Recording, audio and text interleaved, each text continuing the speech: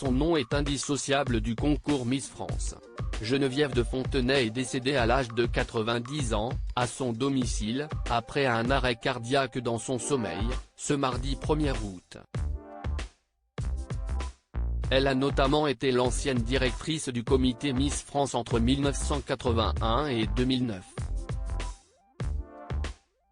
Son attrait pour les concours de beauté tire son origine de sa rencontre avec Louis Poirot, pour la première fois, en 1952. De 24 ans son aîné, il était alors le président de la structure Miss France. 2 ans plus tard, l'année 1954 marque le début de leur aventure professionnelle commune ainsi que de leur couple, d'où seront issus 2 enfants, Ludovic et Xavier. De son nom de naissance, Geneviève Moulman, l'ex-dirigeante du concours Miss France ne s'est jamais mariée à Louis Poirot. En revanche, elle lui a emprunté son pseudonyme de Fontenay, utilisé par son compagnon dans la Résistance, pendant la guerre, rapporte Le Monde. Durant les premières années de leur couple, Louis Poirot officiait notamment à la présentation du concours de beauté tandis que Geneviève de Fontenay était d'abord la secrétaire générale. Ces tragiques décès de personnalités qui ont déjà marqué l'année 2023. Louis Poirot est mort en 1981. Geneviève de Fontenay est très vite tombée amoureuse de Louis Poirot, devenu par la suite le grand amour de sa vie. Pour moi, ce sont les neurones qui m'ont toujours séduit.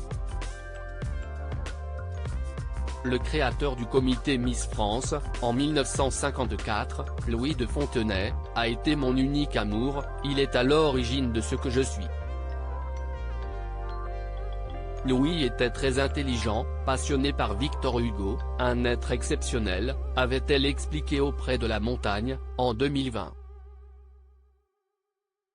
L'année 1981 a été celle du décès soudain de Louis Poirot.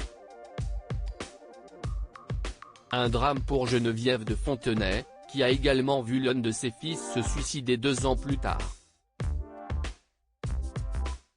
Avec la disparition de son compagnon, la grand-mère de 2 petites filles a pris les rênes du concours Miss France, qui prendra une envergure nationale avec une première diffusion à la télévision en 1986.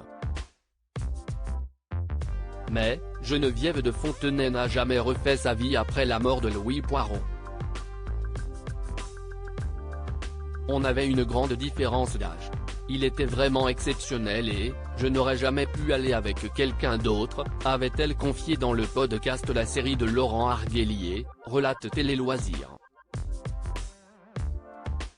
Elle devrait le rejoindre dans leur dernière demeure, au cimetière d'Ivry-sur-Seine dans le Val-de-Marne.